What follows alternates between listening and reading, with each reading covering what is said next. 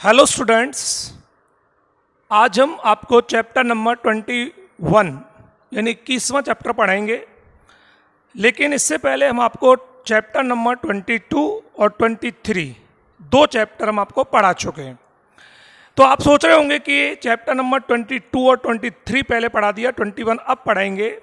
तो वो इस तरह से कुछ आप देख लीजिए कि जो बॉटनी है आपकी, उसमें चैप्टर नंबर 1 to 20 हैं, 1 से 20, और जो जूलॉजी है उसमें चैप्टर नंबर 21 से 42 है। अब इसमें से भी क्या होता है कि 5 यूनिट, 1 2 3 4 5, पहली 5 यूनिट 1 to 5 बॉटनी में है और 6 से लेकर और 10th यूनिट तक जूलॉजी में है, जिसमें से हम इस वक्त जो पढ़ रहे हैं वो यूनिट नंबर 6 है। क्या है? यूनिट नंबर 6, ये वाली यूनिट। और इस यूनिट में 21, 22, 23, 24 और 25 चैप्टर्स हैं। समझ में आ रहा होगा आपको। हम बॉटनी की बात ही नहीं कर रहे आपसे, हमने कोई चैप्टर नहीं पढ़ाया आपको। हमने जूलॉजी शुरू की है यूनिट नंबर 6 से, और उसमें भी 21 से लेकर 25 चैप्टर, जिनमें से चैप्टर नंबर 22 और 23 हम कंप्लीट कर चुके हैं। डाइजेस्टिव सिस्टम ऑफ ह्यूमन, यानी मानव का पाचन तंत्र और मानव का श्वसन तंत्र। देन आज हम 21 चैप्टर स्टडी करेंगे, जो 3 डेज में कंप्लीट हो जाएगा आपका, और उसके बाद 24 और 25 हम चैप्टर लेंगे। तो आज का अपना चैप्टर होगा चैप्टर नंबर 21। तो चैप्टर नंबर 21 जो है वो है इंटेग्यूमेंट्री सिस्टम, यानी अध्यावरणी तंत्र। तो इस चैप्टर को बोलते हैं मानव का अध्यावरणी तंत्र, यानी कि इंटेग्यूमेंट्री सिस्टम ऑफ ह्यूमन। आपको दिख रहा होगा integumentary system of human. Chapter number ये होगा अपना 21। सबसे पहले बात करते हैं अध्यावरण के बारे में। क्या होता है अध्यावरणी तंत्र? तो अध्यावरणी तंत्र क्या होता है? जैसा कि नाम से पता चल रहा है, अध्यावरण, आवरण जो पूरी बॉडी को ढक ले। और वो क्या होता है हमारे शरीर में? त्वचा, यानी स्किन। तो परिभाषा इसकी जो डेफिनेशन होती है वो ये होती है कि त्वचा एवं त्वचा से व्युत्पन्न से मिलकर जो सिस्टम बनता है उसे बोलते हैं इंटेग्यूमेंट्री सिस्टम या अध्यावरणी तंत्र। किससे मिलकर? त्वचा और त्वचा के व्युत्पन्न। अब त्वचा के व्युत्पन्न कौन से होते हैं? सोचिए आप, त्वचा है, हमारी स्किन है, स्किन से क्या व्युत्पन्न होते हैं? नाखून, यानी नेल्स। तो ये क्या हो गया? Skin and skin derivatives. Skin derivatives से मिलकर बनता है क्या? इंटेग्यूमेंट्री यानी अध्यावरणी तंत्र। अब त्वचा तो है ही, शरीर का सबसे बड़ा अंग होता है। The biggest organ of body is skin. और स्किन के डेरिवेटिव्स कौन से होते हैं? जैसे नेल्स, नाखून होते हैं, हेयर्स, रोम होते हैं, एंड ग्लैंड्स।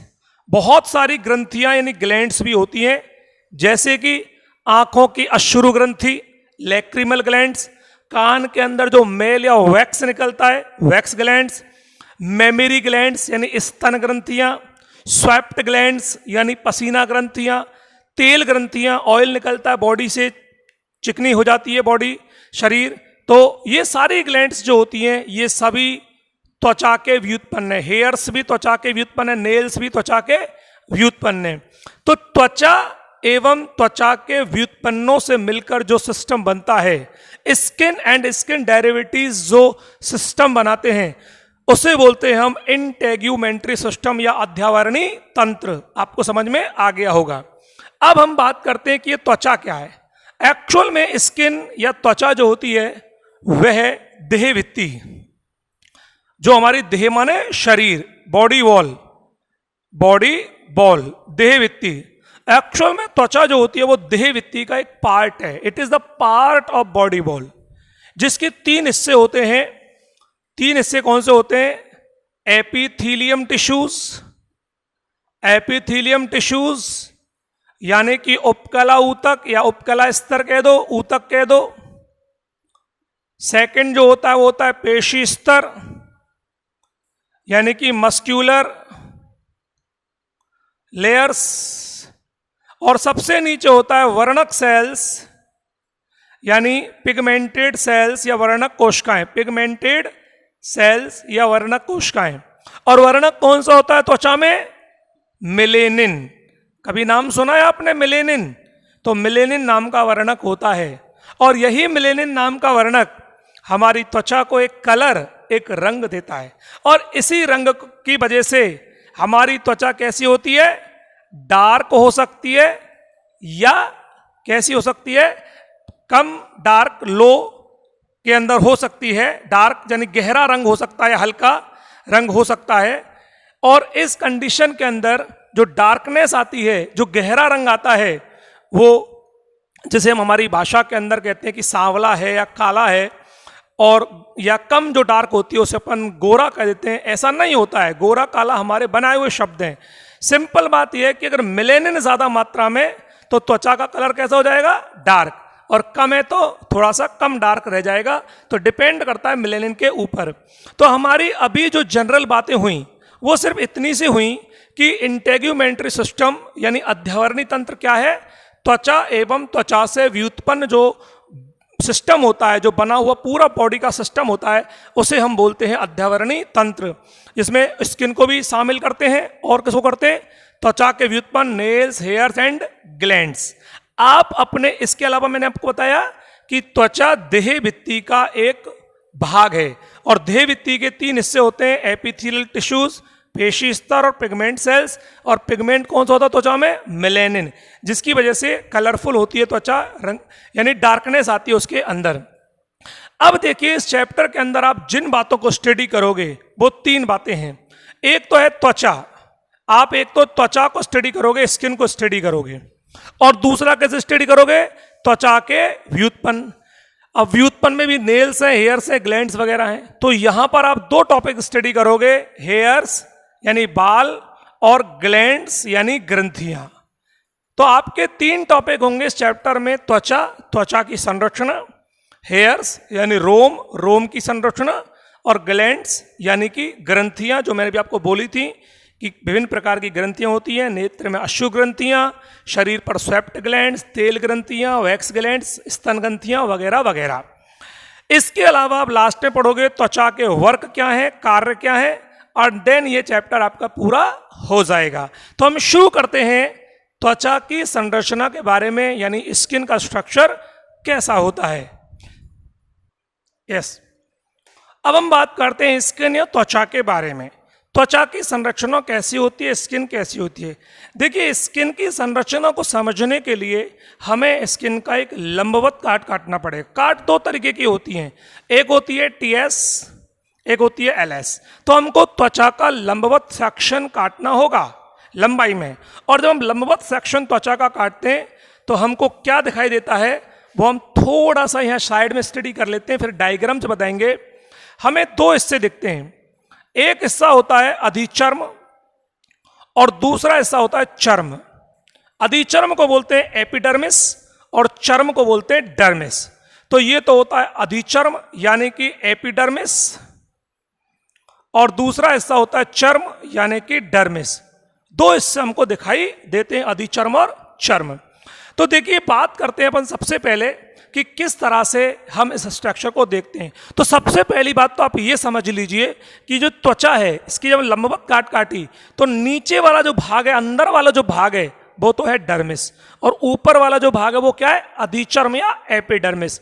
तो हम इस स्ट्रक्चर को देखते हैं तो अधिचर्म के भी 5 हिस्से होते हैं। कितने हिस्से होते हैं? 5, 1 2 3 4 5। अभी हम डिस्कस करेंगे आपके संग में डायग्राम के साथ में। और चर्म के होते हैं 2 हिस्से, 2 parts, there are 2 parts of dermis. तो हम एक एक करके हम स्टडी करते जाते हैं। देखिए, डायग्राम के साथ में बता रहा हूं आपको, यहां पर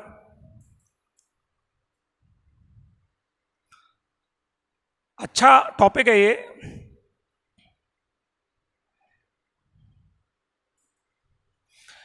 ये जो हिस्सा आपको दिखाई दे रहा है, नीचे वाला हिस्सा, ये त्वचा की काट है। ये नीचे वाला हिस्सा, इसको बोलते हैं अपन डर्मिस, इसको बोलते हैं डर्मिस, या इसको बोलते हैं चर्म। चर्म निचला हिस्सा है, और जो ऊपरी हिस्सा है इसको बोलते हैं अपन अधिचर्म या एपिडर्मिस। अधिचर्म या एपिडर्मिस। तो देखिए, अधिचर्म या एपिडर्मिस की चर्चा आपसे कर लेते हैं। सबसे पहले बहुत ध्यान से सुनने वाली बात होती है ये। पहला पॉइंट तो ये समझ में आना चाहिए कि अधिचर्म जो हिस्सा है, जो ऊपर वाला हिस्सा है, इसमें कोई भी रक्त वाहिनी नहीं होती, ब्लड वेसल्स नहीं होती। जितने भी ब्लड वेसल्स, तंत्रिकाएं, नर्व्स जो भी होती हैं वो सब डर्मिस में होती हैं। बस एपिडर्मिस तो इन्हीं डर्मिस से अपना पोषण प्राप्त करती रहती है। तो इस अधिचर्म के 5 भाग हैं, 5 लेयर हैं, 5 स्तर हैं। इस अधिचर्म का निर्माण एक्टोडर्म से होता है। एम्ब्रियोनिक एक्टोडर्म यानी भ्रूणीय एक्टोडर्म। जब भ्रूण का विकास होता है मां के गर्भ में, तो आपको पता होना चाहिए एक्टोडर्म, मीजोडर्म और एंडोडर्म 3 लेयर्स होती हैं। तो एक्टोडर्म से बनती है अधिचर्म और मीजोडर्म से बनती है चर्म। तो एक्टोडर्म से जो अधिचर्म बनती है, एपिडर्मिस बनती है, उसकी 5 परत हैं, 5 लेयर हैं, इसीलिए इसे स्तरित उपकला भी कहते हैं। तो इस पार्ट को क्या बोलते हैं? स्तरित उपकला, स्ट्रेटिफाइड, स्ट्रेटिफाइड एपिथीलियम। एपिथीलियम भी इसको कहते हैं, स्तरित उपकला भी इसको कहते हैं। स्तरों में है ना, इसलिए। अब 5 स्तर कौन से हैं? बहुत इंटरेस्टिंग टॉपिक है। तो देखो, सबसे नीचे वाला स्तर बना देता हूं मैं। सबसे पहला स्तर 1, then second layers, then third layers, then fourth layer and then fifth layer. 5 स्तर हो गए। तो ये 1 2 3 ये हो गए। और इसका निचला हिस्सा क्या बता रखा है मैंने आपको? डर्मिस। ये दिखिए आपको डर्मिस वाला पार्ट। ये क्या? एपिडर्मिस। तो एपिडर्मिस का पहला पार्ट, सबसे अंदर का पार्ट, ये यूं कह दीजिए डर्मिस के ठीक ऊपर वाला पार्ट। डर्मिस के ठीक ऊपर वाला पार्ट या एपिडर्मिस का सबसे आंतरिक पार्ट, इसको बोलते हैं अपन अंकुरण स्तर या मेलपीघी स्तर। अंकुरण स्तर या मेलपीघी स्तर या स्ट्रेटम, स्ट्रेटम जर्मिनेटम, जर्मिनेटम। पहले तो मैं आपको नाम बता देता हूं एक एक करके, उसके बाद इसके काम, वर्क क्या होता है वो बताएंगे।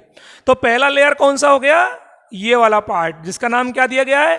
अंकुरण स्तर या स्ट्रेटम जर्मिनेटम। जर्मिनेटम या मेलपीघी स्तर। सेकंड जो पार्ट है उसका नाम क्या दिया गया है? उसका नाम दिया गया है शूल स्तर। शूल स्तर। अब मैं स्ट्रेटम को शॉर्ट में लिख रहा हूं, stratum spinosum. Spinosum, spine, spine माने कांटे, स्पाइन माने शूल, कंटक, स्पाइन समझ में आ जाएगा आपको। स्पाइन, स्पाइन माने कांटे, कंटक। तीसरा है जिसका नाम होता है कण स्तर। कण स्तर जिसका नाम है स्ट्रेटम ग्रेन्युलोसम। ग्रेन्युलोसम। और ग्रेन्यूल्स माने कण। ग्रेन्यूल्स, ग्रेन्यूल्स क्या होते हैं? कण को बोलते हैं। तो कण स्तर हो गया। फिर होता है स्वच्छ स्तर। स्वच्छ स्तर जिसका नाम है स्ट्रेटम ल्यूसिडियम। स्ट्रेटम ल्यूसिडियम यानी स्वच्छ स्तर, साफ सुथरा, चिकना, पारदर्शी। और सबसे ऊपर होता है किण, किण स्तर, जैसे बोलते हैं स्ट्रेटम कॉर्नियम। Stratum corneum. कौन से 5 स्तर हैं? मन लगा के ध्यान से देखेंगे। एपिडर्मिस के 5 स्तर हैं। कौन कौन से? स्ट्रेटम जर्मिनेटम यानी अंकुरण स्तर या मेलपीघी स्तर। दूसरा, नीचे से ऊपर जा रहे हैं अपन, नीचे से ऊपर की ओर जा रहे हैं, यूं पढ़ेंगे इनको, यूं इस तरह से पढ़ते हैं अपन, ठीक है। तो डर्मिस के ठीक ऊपर पहला स्तर जिसका नाम क्या बताया गया आपको, स्ट्रेटम जर्मिनेटम यानी मेलपीगी स्तर अंकुरण। नाम से पता चल रहा है कि इस स्तर का काम क्या है, अंकुरण करना, जर्मिनेट करना, विभाजन करना, डिवीजन करना। और ये क्या करता है कि इस डर्मिस में मौजूद रक्त वाहिनियों से पोषण लेकर, ब्लड के न्यूट्रिएंट्स को लेकर के अपनी कोशिकाओं को विभाजित करता रहता है। और जब ये कोशिकाएं विभाजित होंगी तो ये ऊपर की ओर धक्का देती देती बढ़ेंगी। यूं कह दीजिए कि जितनी भी लेयर्स होती हैं स्किन की, उन सब लेयर्स का निर्माण कौन करता है भैया जी, स्ट्रेटम जर्मिनेटम या अंकुरण स्तर करता है। क्यों करता है, क्योंकि नाम ही क्या, अंकुरण, अंकुरण होना, विभाजन करता है। किससे करता है, डर्मिस की जो ब्लड वेसल्स हैं उनमें से जो पोषक पदार्थ हैं उनको लेकर कंटिन्यूअस विभाजन करता रहता है। इस स्तर की कोशिकाएं स्तंभ आकृति की होती हैं। तो देखो कैसे बनाएंगे अपन स्तंभ आकृति की कोशिकाएं, ऐसे बना दीजिए स्तंभ आकृति की कोशिकाएं। यूं चित्र बनाना बड़ा आसान है, आप जैसा बोलता जाता है ना चित्र, वैसे ही हम इसे बनाएंगे, रटने की कोई जरूरत नहीं है इसको। ये इसका सेंटर न्यूक्लियस हो गया, इसका केंद्रक हो गया, ये इसका केंद्रक हो गया। तो देखिए आपके सामने क्या बन चुका है, अंकुरण स्तर या मेलपीगी स्तर बन चुका है। क्या होता है, स्तंभाकार कोशिकाएं हैं, लगातार विभाजित होती रहती हैं, विभाजित होकर के ऊपर की ओर खिसकती रहती हैं और अन्य स्तरों का निर्माण करती रहती हैं। और इसके लिए जो पोषण मिलता है वो किससे मिलता है, डर्मिस से मिलता है। That's clear. अब देखिए नेक्स्ट लेयर, जैसा कि नाम क्या, शूल स्तर, यानी या नुकीली कोशिकाएं पाई जाएंगी जिनके किनारे नुकीले होंगे। तो यूं समझ लीजिए पॉलीगोनल टाइप की या बहुभुजीय टाइप की कोशिकाएं होंगी जिनके किनारे नुकीले होंगे। तो यहां पर नुकीले किनारों से युक्त, नुकीले किनारों से युक्त कोशिकाएं आपको मिलेंगी। और नुकीले किनारे क्या होते हैं, ये अन्य स्तरों में धस जाते हैं। और जब कोई चीज धस जाती है तो क्या करती है, वो मजबूती प्रदान करती है। अर्थात त्वचा के लेयर्स को अपनी स्थिति में बनाए रखने का काम कौन करता है, वो करता है अपना स्पाइनोसम स्तर या स्ट्रेटम स्पाइनोसम यानी शूल स्तर। तो शूल स्तर का काम क्या है, शूल स्तर का काम होता है कि वह इन पूरी अधिचर्म को मेंटेन करता है, पैकअप करता है, पैक्ड करता है, गिरने नहीं देता, टूटे तक खिसक नहीं देता। समझ में आ गई बात आपको, बात ये हो गया हमारा शूल स्तर। That's clear. अब आता है तीसरा लेयर। देखो जितने भी लेयर बन रही है वो सब एपिडर्मिस इससे बन रही है, जर्मिनेटम से। अब आता है तीसरा लेयर, कण स्तर। नाम से कण, यहां पर कण पाए जाएंगे और कणों की 5 से 6 परतें मिलेंगी। तो देखो यहां पर एक परत, 2, 3, 4, 5, मैंने 5 परतें बना दी। कणों की 5 परत, 5 परत बना दो इनकी इस तरह से, इस तरह से 5 परतें मैंने बना दी। ये क्या है भैया जी, कण। और आपको बता दूं ये कण किस चीज के हैं, ये कण है केरेटोहाइलिन प्रोटीन। यहां लिख रहा हूं मैं इसके ब्रैकेट में कि रेटो, इंग्लिश का भी शब्द ये होता है, हाइलिन प्रोटीन, केरेटोहाइलिन प्रोटीन किसके बने होते हैं, कण। 3 बार ध्यान से सुनेंगे इसको, केरेटोहाइलिन याद हो जाना चाहिए। केरेटोहाइलिन क्वेश्चन यहीं से बनता है, इतनी रामायण में से, जो किस पदार्थ को होते हैं। तो केरेटोहाइलिन प्रोटीन के बने हुए यहां 5 से 6 परतें होती हैं जो कि हमको कण रूपी दिखाई देती हैं। ये कण रूपी परतें आपको दिखाई दे रही हैं यहां पर, जो किसकी बनी होती हैं, केरेटोहाइलिन प्रोटीन की बनी हुई होती हैं। समझ में आ गई आपको बात। ये केरेटोहाइलिन प्रोटीन की बनी हुई आपको दिखाई दे रही हैं परतें। मैं कई बार बोल चुका हूं आपको समझाने के लिए। और इनका काम क्या होता है वो भी सुन लीजिए अब आप, पोषण देना, न्यूट्रिएंट देना, अर्थात पूरी अधिचर्म को पोषक देने का काम ये करती हैं।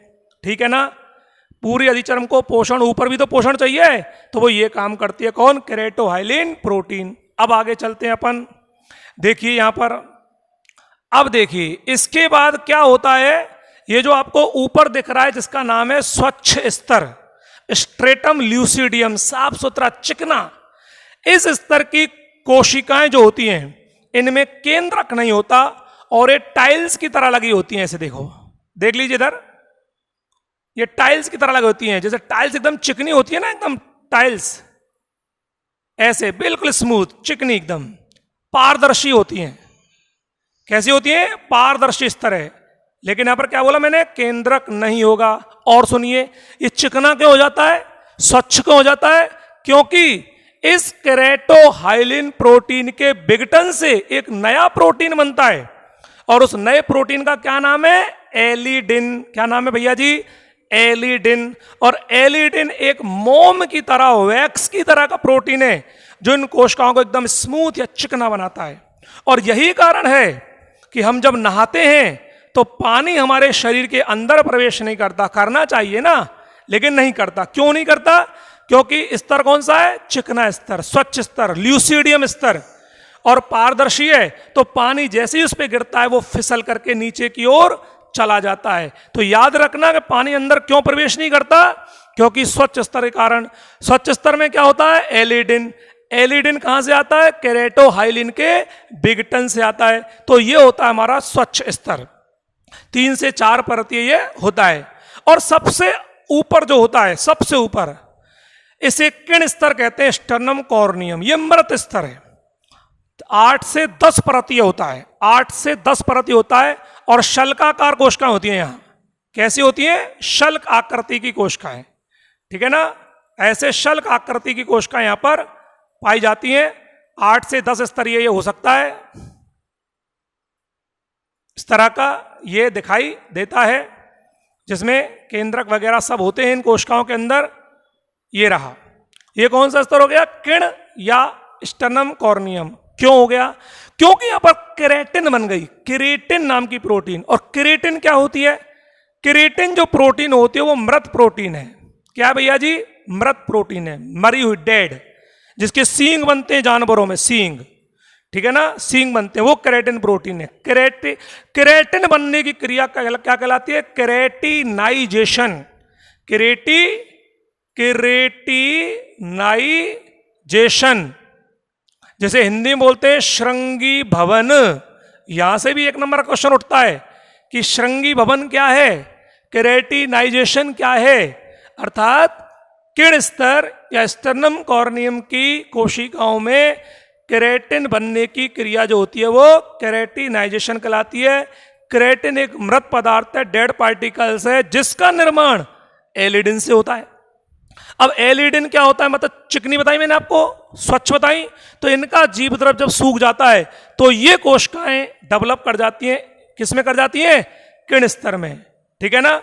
लेकिन इन कोशिकाओं में ऑलरेडी केंद्रक होता है। तो इन्हीं कोशिकाओं के, इस पदार्थ के, एलिडिन पदार्थ के से ही केरेटिन नाम के पदार्थ का निर्माण होता है।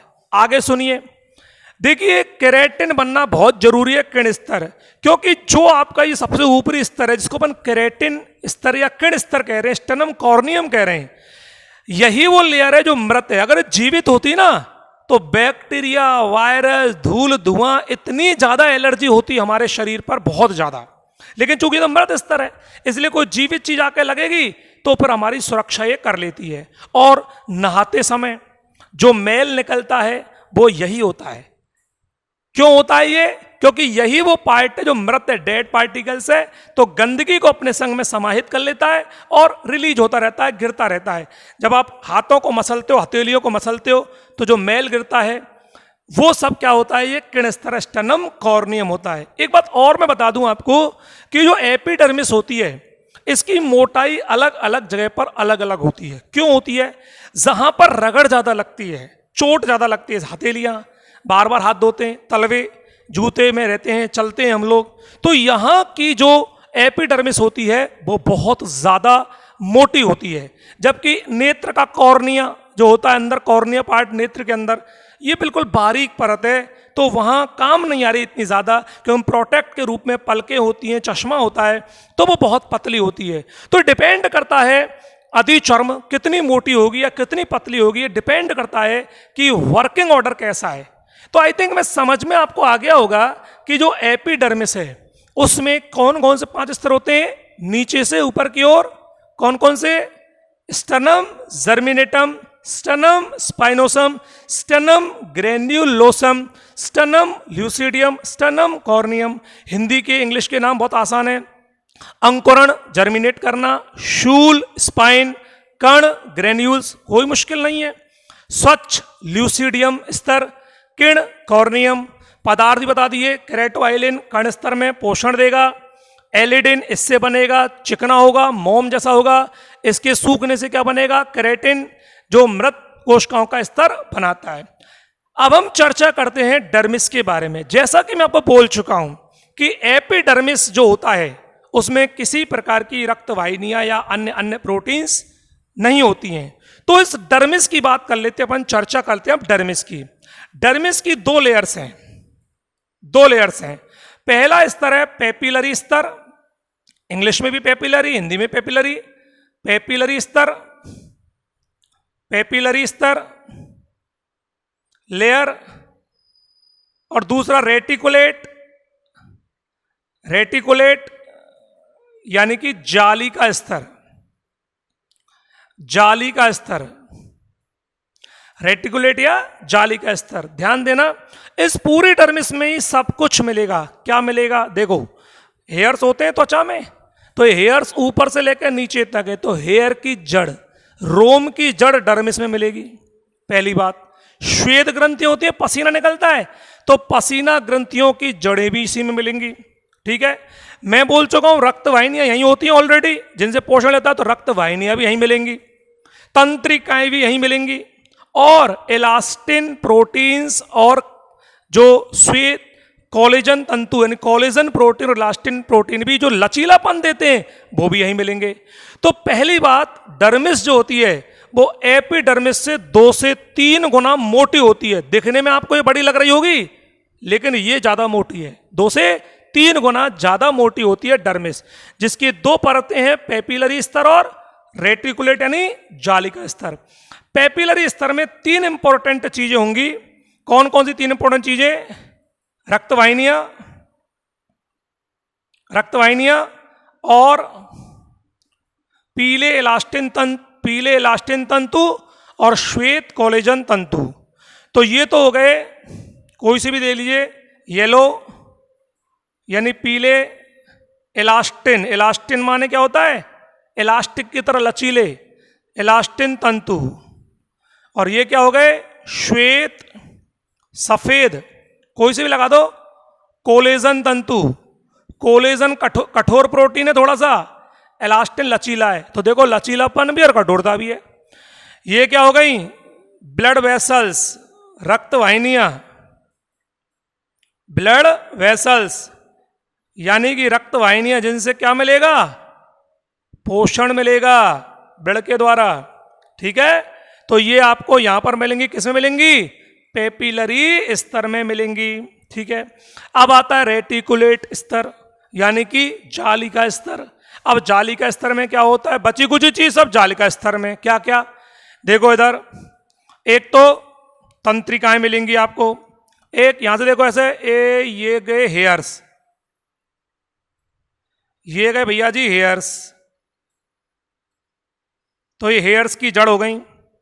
ये श्वेत ग्रंथियां गई साहब, ये क्या गई, देखो श्वेत ग्रंथियां गई, ये श्वेत ग्रंथियों की जड़ें। तो ये तो हेयर रूट हो गया, क्या हो गया, हेयर रूट्स आपको मिलेंगी। ये क्या हो गई आपकी, श्वेत यानी स्वेप्ट ग्लैंड्स जो होती हैं, श्वेत ग्रंथियों की जड़ें, श्वेत ग्रंथियों की जड़ें आपको मिलेंगी। ठीक है, और तंत्रिकाएं, जितनी भी नर्व्स हैं, मसल्स, पेशियां, मसल्स, नर्व्स यानी कि तंत्रिकाएं, सब यही मिलेगा। यानी तंत्रिका, नर्व्स, मसल्स, पेशियां, श्वेत ग्रंथियों की जड़ें और हेयर रूट्स आपको सब किसमें मिलेगा, रेटिकुलेट जाल का स्तर में।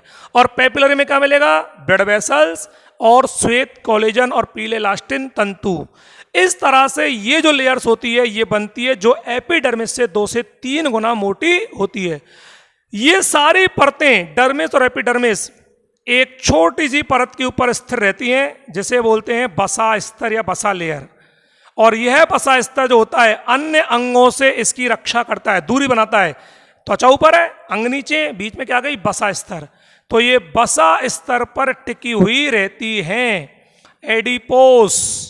एडिपोज लेयर पर टिकी हुई रहती हैं। ये हमने आपको स्ट्रक्चर दिखाया। इसमें एक चीज और छोटी सी पॉइंट है कि जो अंकुरण स्तर है इसमें कुछ उभरी हुई कोशिकाएं होती है विशेष प्रकार की, और उन उभरी हुई कोशिकाओं को बोलते हैं रेटेपेग्स। क्या बोलते हैं? रेटेपेग्स, जिनका कोई विशेष काम अभी तक निर्धारित नहीं हुआ है, रेटेपेग्स। तो हमने आज आपको पढ़ाया जिसका नाम था त्वचा यानी स्किन की एलएस लॉन्गिट्यूडनल सेक्शन यानी लंबवत काट, और इसमें आपने अधिचर्म और चर्म के बारे में पढ़ा। मैं आपको डिटेल में काफी कुछ बता चुका हूं अधिचर्म के बारे में, सारे पॉइंट आपको क्लियर हैं।